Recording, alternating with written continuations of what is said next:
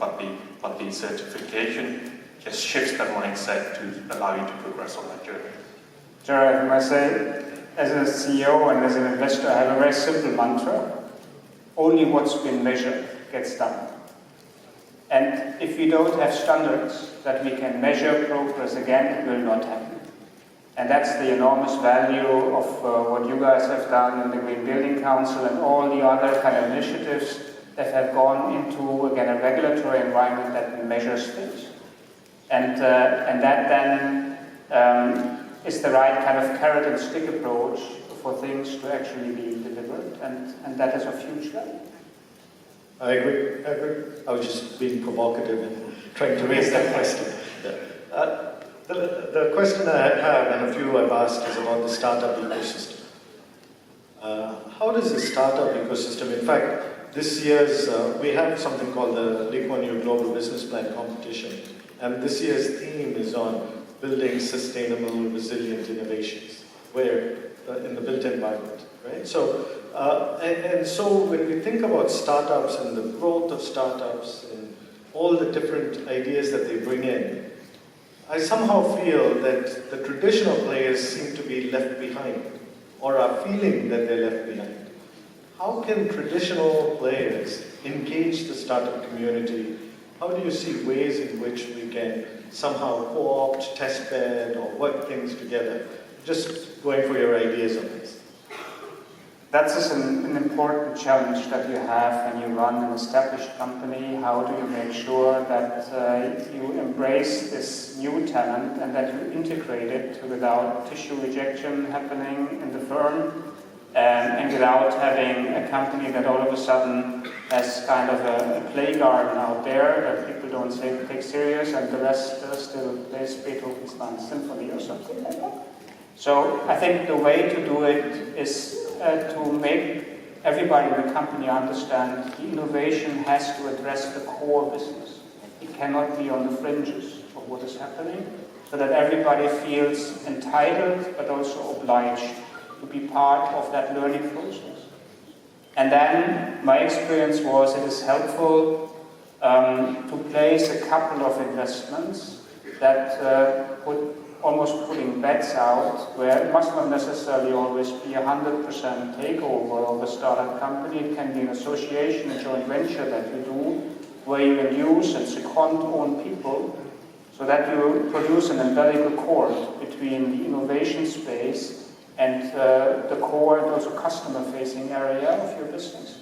And if that is developing into an integrated, almost an operational system, a platform, which you repeatedly do in order to foster and to put also success stories on stage so that people understand this is where the company needs to be going. This kind of ecosystem that you produce internally that is conducive for a repetitive kind of way to speed up the innovation and the spirit in the company, and that has proven to perform rather well for you. I guess I would sort of twofold in this, and the one I'll say from the World Green Building Council perspective, I would say that the country GBCs before very much saw World Green Building Council as just a connection. And now the great part is bringing on board amazing leaders such as Victoria, whose thesis was published as a book, in Net Zero Carbon, and another woman, Katrina Brady, that runs the Better Places for People. It is constantly allowing them to innovate and talk about what they see, and then figuring out a way to actually, it's funny to say the word commercialize in a not-for-profit, but to commercialize it that our members and their members want to use it. So, and it then attracts investment. You know, P4G, Partnerships for Green Growth. We were center stage at the Global Climate Action Summit because of these innovations that were going on. There's that piece, and I'm also going to pull a little bit of the woman thing, because I only grew up with brothers and was used to them beating each other with pool cues in the basement. And it is interesting because for me, I've always had to have that startup mentality because it was always that I had a different perspective at the table. And, you know, moving from the side of the table to the head of the table at World Green Building Council, it's a different perspective when you get diversity and across, and the great part is we have ethnic diversity because it has to be different GPCs represented.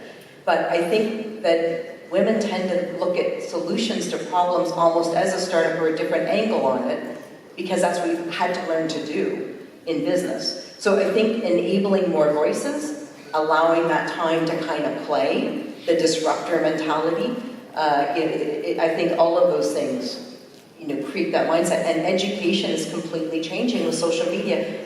We can look up or read anything online now that can be taught, but it's how you teach people to think or how you support people to think. So I think education is one of the biggest for that's being really disrupted right now. Thank you for the pitch for education. I've got 5 minutes to wrap up, and I wanted to ask 2 questions as sort of a closure. The first one is, what is one big idea that is going to transform, that you think will transform the built environment sector?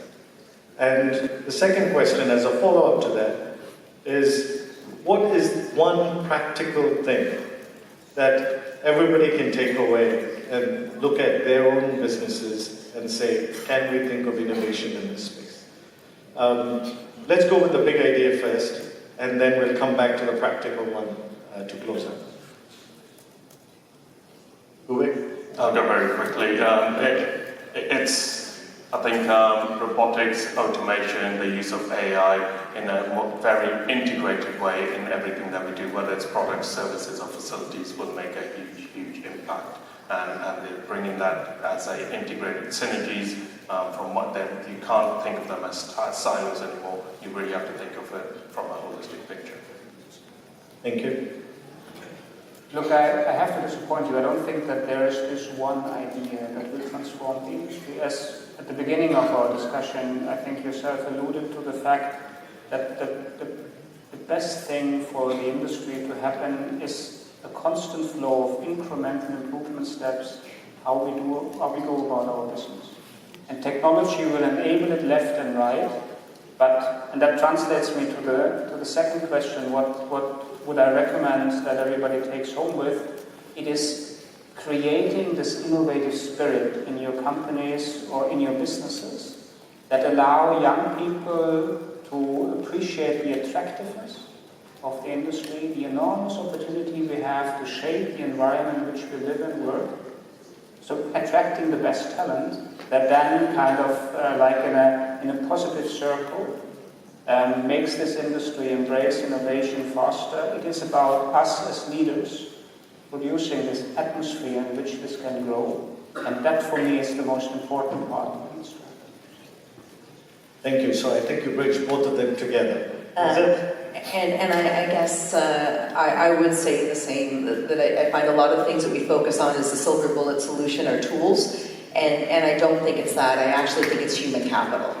And I know we have population concerns and 10 billion people. There's a lot of space on this earth, but it's about what's inhabitable and what's going to be less inhabitable as time goes on. So I do think that the focus has to be on people, and I think for everybody in this room, your job today may not be your job in 5 years.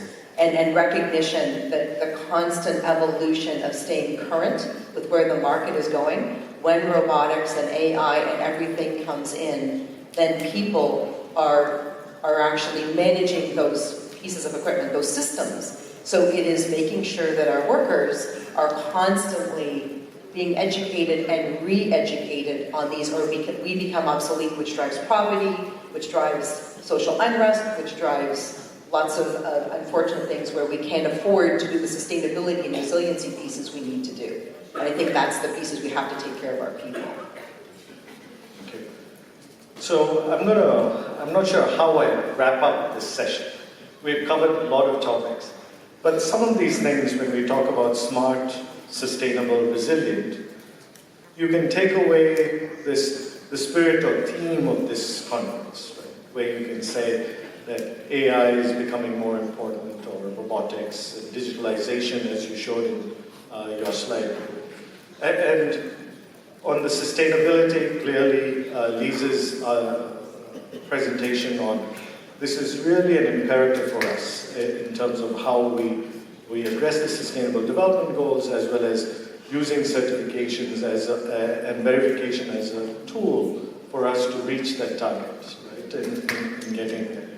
And of course, Singapore as a city and the policy environment and this sense of experimentation for us to do things together in our public-private sort of collaboration. And these are important infrastructure pieces that we need to put in place.